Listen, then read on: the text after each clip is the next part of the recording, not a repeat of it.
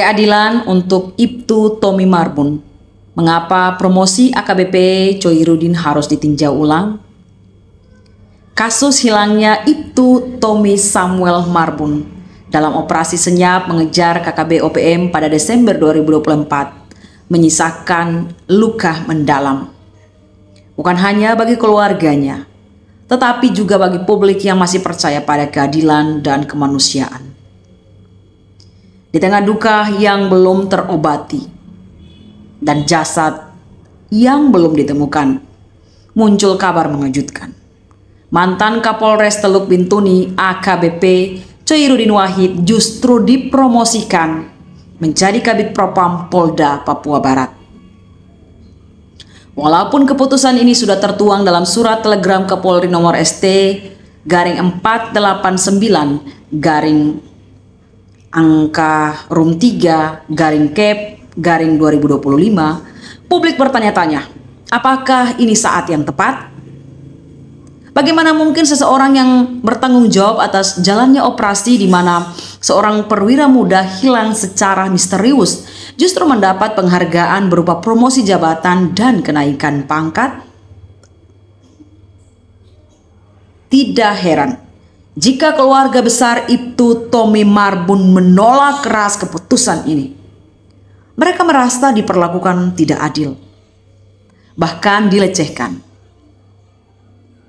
Dalam narasi petisinya, Nathaniel Hutagaul menyebut promosi itu sebagai keji dan melecehkan martabat keluarga.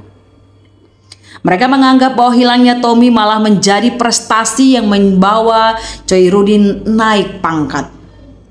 Lebih tragis lagi, hingga hari ini belum ada kepastian tentang apa sebenarnya yang terjadi pada Ibtu Tommy Marbun. 3 versi kronologi yang berbeda justru memperkeruh situasi ini.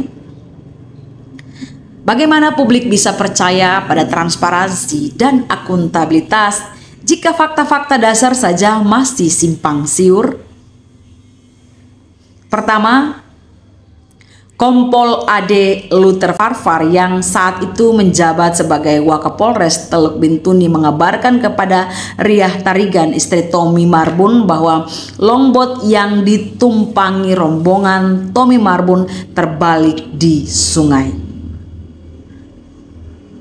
Sementara AKBP Choirudin Wahid yang saat itu menjabat sebagai Kapolres Teluk Bintuni menyampaikan kabar bahwa Tommy Marbun terpeleset sendiri dan jatuh ke sungai saat duduk di belakang longboat.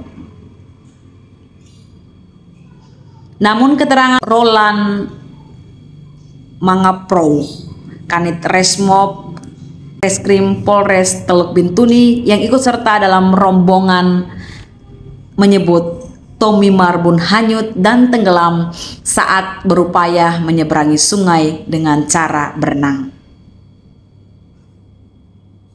Komisi 3 DPR RI pun telah turun tangan.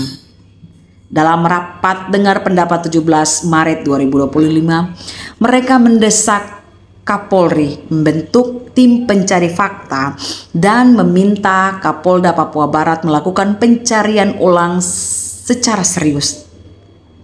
Tetapi apakah suara DPR dan jeritan keluarga ini cukup untuk menggugah hati institusi kepolisian? Kita tidak bisa menutup mata. Institusi Polri harus menjawab tuntutan keadilan bukan hanya dengan membentuk tim, tetapi juga dengan menunjukkan empati yang nyata. Salah satunya menunda atau bahkan membatalkan promosi AKBP Choirudin Wahid sampai kasus ini benar-benar tuntas. Karena dalam sistem yang menjunjung tinggi nilai kemanusiaan, seorang perwira yang hilang saat menjalankan tugas bukan hanya angka statistik.